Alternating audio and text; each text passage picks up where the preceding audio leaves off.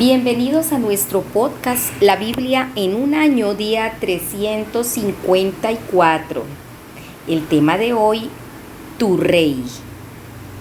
En 2010, el príncipe Carlos visitó nuestra iglesia HTV. Fue un gran honor conocer y recibir al heredero del trono, nuestro futuro rey de Inglaterra. El Reino Unido ha sido gobernado por reyes y reinas durante siglos y la familia real es parte de nuestra vida nacional. Pero la mayoría de los monarcas modernos solamente tienen un poder restringido en contraste con el mundo antiguo, donde la realeza era mucho más poderosa y el rey era la autoridad final en todos los aspectos de los asuntos nacionales. En nuestro pasaje del Antiguo Testamento leemos acerca de los reinos de los reyes de Persia e Israel, pero además de esto, cada uno de nuestros pasajes también nos refiere a un rey aún más grande, Dios. El tema central de la enseñanza de Jesús era el reino de Dios. Este no se refiere solamente al reino en un sentido político o geográfico, sino que también transmite la noción de actividad consistente en la actividad de gobernar y reinar. El reino de Dios significa el gobierno y el reinado de Dios. Vamos a leer Salmos capítulo 145, versos del 1 al 7. Vamos a leerlo en PDT. Salmos 145 del 1 al 7. El Señor merece alabanza. Canción de alabanza de David. Te alabaré, mi Dios, mi Rey, y bendeciré tu nombre eternamente y para siempre. Cada día te bendeciré y alabaré tu nombre eternamente y para siempre. Grande es el Señor y merece ser alabado. Su grandeza sobrepasa todo entendimiento. Tus obras serán festejadas de generación en generación. Siempre se hablará de tus poderosos hechos. Se hablará de tu gloria maravillosa. Yo siempre hablaré de tus milagros. Siempre se recordará tu asombroso poder. Yo les contaré de tu grandeza. Se recordará tu bondad y se cantarán canciones que hablen de tu generosidad. Amén. Primer punto, exalta a tu rey. David exclama, te exaltaré, mi Dios, mi rey, por siempre bendeciré tu nombre. David alaba al rey del universo. Dice, bendeciré tu nombre, y prosigue hablando del esplendor de su gloria y majestad, y la gloria de tu reino y el esplendor de tu reino. Y tu reino es un reino eterno, y tu dominio permanece por todas las edades. Alaba a su rey todos los días. Todos los días te bendeciré, dice en el verso 2, y que va a seguir alabando por siempre. Es digno de toda alabanza. David escribe cantos de alabanza cuando dice, compongo canciones hablando de tus maravillas. Alaba a Dios por su poder y su gobierno y por su inmensa bondad y victoria. La alegría y el júbilo de los salmos emana de esas dos verdades gemelas. Dios es rey y Dios es bueno. Puedes confiar en que Él tiene el control y esas son buenas noticias. Vamos a orar. Amado Señor, tú reinas, eres el Rey del universo entero. Eres digno de mi alabanza. Todos los días te bendeciré y alabaré tu nombre eternamente y para siempre. Amén. Vamos ahora a Apocalipsis capítulo 11. Leamos desde el versículo 1 hasta el 19. Apocalipsis 11, desde el 1 al 19, dice los dos testigos. Luego se me dio una caña parecida a una vara de medir y me dijo Dios, ve y mide el templo de Dios y el altar y cuenta a los que están adentro adorando. Pero no midan la parte de afuera del templo, pues ahí están los que no creen en mí.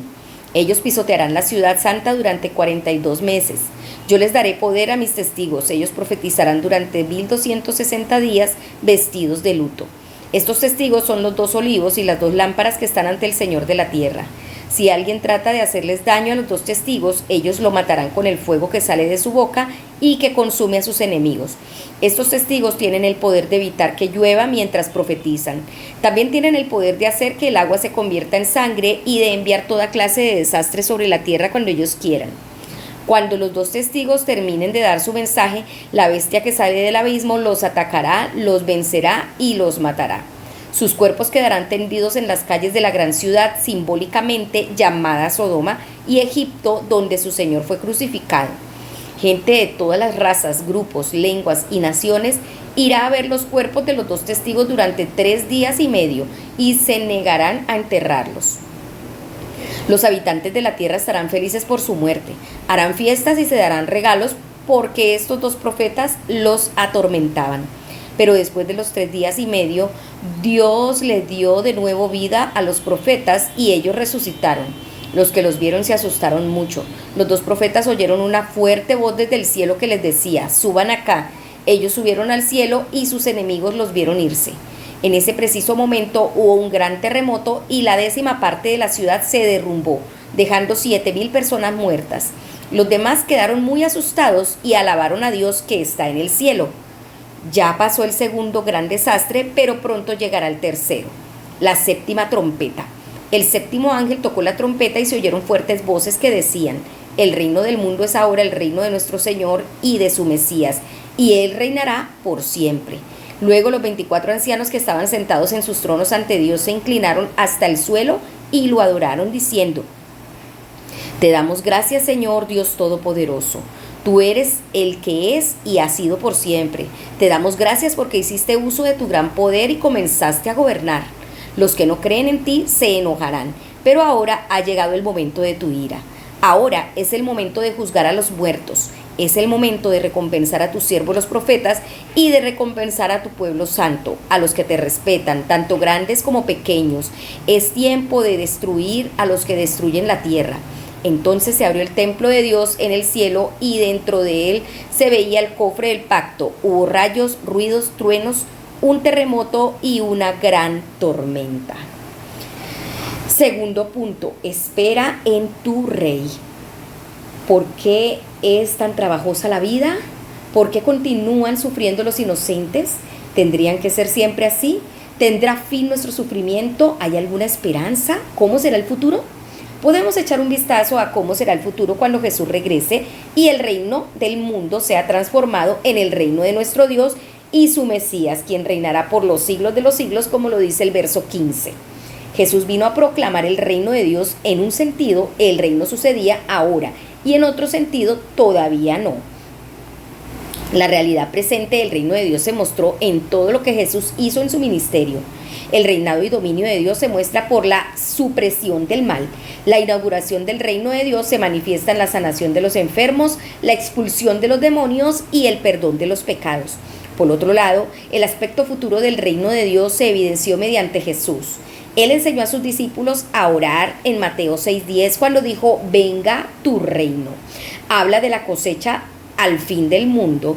Parece que el reino de Dios no se realizará completamente hasta que Jesús regrese. El pasaje de Apocalipsis de hoy describe lo que sucederá justo antes de que el reino de Dios venga en su totalidad. El pueblo de Dios es perseguido y protegido simultáneamente. Habrá 2 testigos, como dice Apocalipsis 11:3. El sistema legal del Antiguo Testamento requería siempre al menos 2 testigos, lo dicen Deuteronomio 19:15 y Juan 8:17. Jesús siempre envió a sus testigos de 2 en 2. Los 2 testigos que se presenten aquí son probablemente Moisés, quien convierte las aguas en sangre, como lo dice Apocalipsis 11:6, y Elías, quien cierra el cielo, lo dice en el verso 6. Pues estos 2 profetas expoliaron la conciencia de toda la gente de la tierra, haciendo que fuera imposible pecar para ellos. Los 2 testigos profetizaron durante 1260 días, 42 meses o 3 años y medio. Probablemente se trata de un periodo simbólico entre la primera y la segunda venida de Jesús. Justo antes del final son muertos por la bestia. Sus cuerpos yacen en la plaza de la gran ciudad, que es Babilonia o Roma, y que tiene los nombres simbólicos de Sodoma y Egipto, y donde también fue crucificado su Señor, es decir, Jerusalén. Durante un corto tiempo, 3 días y medio, dice en el verso 9, todo el mundo se alegra de su muerte. Entonces Dios los resucita. Entró en ellos un aliento de vida enviado por Dios y se pusieron de pie, y quienes los estaban observando quedaron sobrecogidos de terror y fueron llevados al cielo al acercarse el tiempo del juicio final. Este es el momento en el que suenan las 7 trompetas. Hay una secuencia que se desarrolla en 3 fases. Primero, el reino de Dios llega al fin de toda su integridad. Después, la iglesia completa, los 24 ancianos, adoran al rey. Postrando sus rostros, adoran a Dios diciendo: Señor Dios Todopoderoso, que eres y que eras, te damos gracias porque has asumido tu gran poder y has comenzado a reinar. Y tercero, comienza el juicio final, lo dice en el verso 18. Los destructores serán destruidos. Dios premiará a sus profetas y santos. Los pequeños y los grandes serán recompensados. Como ocurre siempre en Apocalipsis, estas escenas son simbólicas. Moisés y Elías, los dos testigos de Dios, son figuras de gran valor y gran poder, los cuales se encuentran con una gran oposición y sufrimiento antes de que finalmente sean vindicados. Esta es la realidad de lo que tienes que esperar en este periodo entre la primera y la segunda venida de Jesús, que es el periodo en el que vives ahora. Hay una lucha entre el reino de Dios y el reino de la bestia, pero es una lucha cuyo resultado final conoces. Tus luchas tendrán un final, el inocente ya no sufrirá más. Hay una gran esperanza para el futuro. Jesús regresará y reinará por los siglos de los siglos. Aleluya. Vamos a orar. Amado Señor, quiero darte gracias porque un día el reino de este mundo se convertirá en el reino de nuestro Señor Jesucristo, porque reinarás por los siglos de los siglos y nosotros, tu iglesia, estamos esperando que venga tu reino completamente. En el nombre de Jesús, amén. Ahora vamos a leer Esdras capítulo 4, desde el verso 6 hasta el capítulo 5, verso 17. Esdras 4, ubíquense en el verso 6. En el año en que Jerjes subió al trono de Persia, los enemigos de los judíos le escribieron una carta al rey acusando a todos los judíos de Jerusalén y Judá. Más tarde, cuando Artajerjes se convirtió en el nuevo rey de Persia, Bislán, Mitrídates, Tabel y otros de ellos escribieron otra carta quejándose de los judíos. La carta estaba escrita en arameo y traducida. Rehún, el oficial a cargo, y Sinsai, el secretario, escribieron una carta al rey Artajerjes en contra de la gente de Jerusalén. Así decía la carta: esta carta es de parte de Rehum, el oficial a cargo, Sinsai, el secretario, los jueces, los altos funcionarios de Trípoli, Persia, de Erech, de Babilonia, del pueblo elamita de Susa, y de toda la demás gente que el grandioso y poderoso Asnapar trasladó a la ciudad de Samaria y a otros lugares de la región que está en el occidente del río Éufrates. Esta es la copia de la carta enviada al rey Artajerjes, de sus servidores que viven en el occidente del río Éufrates, para que el rey Artajerjes, su majestad, deseamos informarle que los judíos que usted envió han llegado a Jerusalén y están tratando ahora de reconstruir esa ciudad mala y rebelde. Ahora esos judíos tratan de reparar las murallas y ya han sentado bases. El rey debe saber que si reconstruyen Jerusalén y levantan sus murallas, esa gente no pagará tributo, ni contribución, ni impuesto. Y al final, esta ciudad perjudicará los intereses del rey. Tenemos una responsabilidad con el rey y no queremos que sucedan esas cosas. Por eso le enviamos esta carta, para informarle al rey lo que sucede. Sugerimos a su majestad que se investiguen los archivos de los reyes que gobernaron antes que usted para que compruebe que Jerusalén es una ciudad rebelde. Le ha causado muchos problemas a otros reyes y naciones. En esta ciudad se han dado muchas rebeliones desde hace mucho tiempo, por eso fue destruida. Nosotros le hacemos saber que si se reconstruye esa ciudad y sus murallas, usted perderá el control del área del occidente del río Éufrates. Entonces el rey Artajerjes envió esta respuesta a Rehún, el oficial a cargo, Simsai, el secretario, y a toda la gente que vive con ellos en Samaria y en otros lugares al occidente del río Éufrates. Saludos. La carta que nos enviaron ha sido leída y traducida en mi presencia.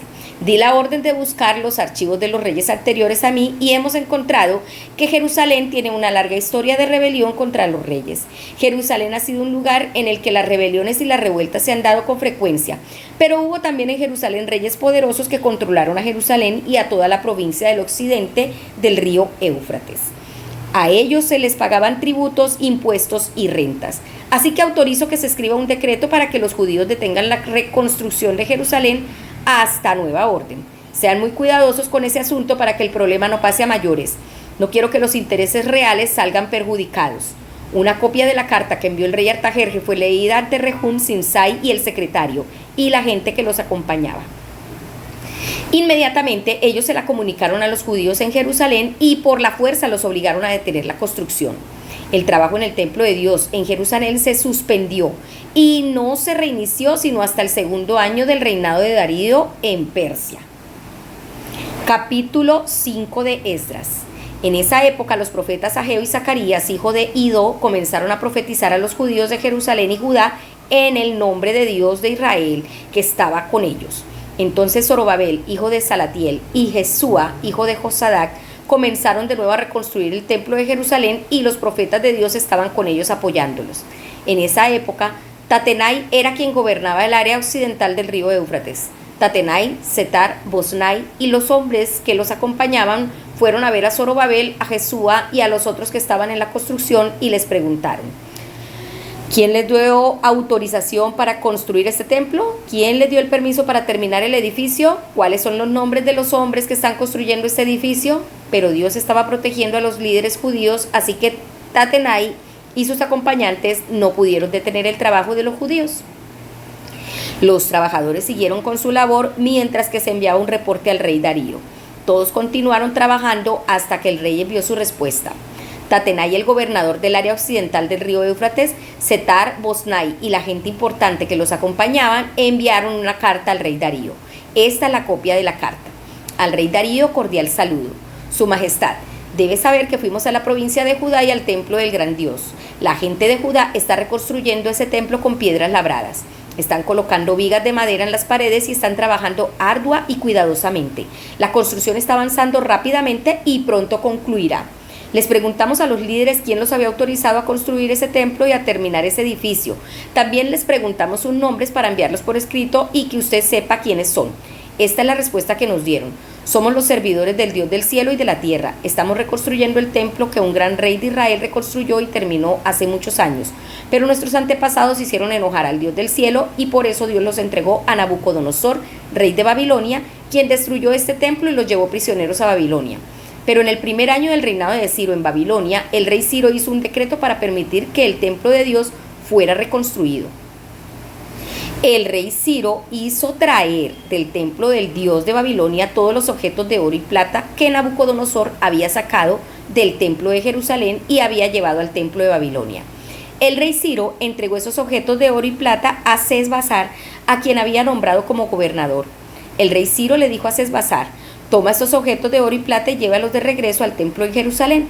Construye de nuevo el templo de Dios en el mismo lugar donde estaba anteriormente. Así que Sesbazar vino y construyó los cimientos del templo de Dios en Jerusalén y desde ese día hasta hoy el trabajo continúa. Sin embargo, aún no se ha terminado. Ahora, si es de su agrado, solicitamos al rey que busque en los archivos oficiales. Vea si es verdad que el rey Ciro dio la orden de reconstruir el templo de Dios en Jerusalén. Luego, rogamos a su majestad que por favor nos envíe una carta informándonos lo que haya decidido hacer al respecto. Tercer punto, confía en tu rey. ¿Has sido acusado injustamente alguna vez o criticado de manera muy injusta ante tu jefe u otra persona con autoridad?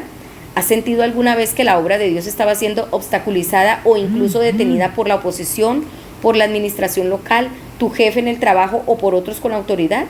Los líderes humanos son poderosos y pueden usar su poder para el bien y para el mal. Artajerjes era rey de Persia.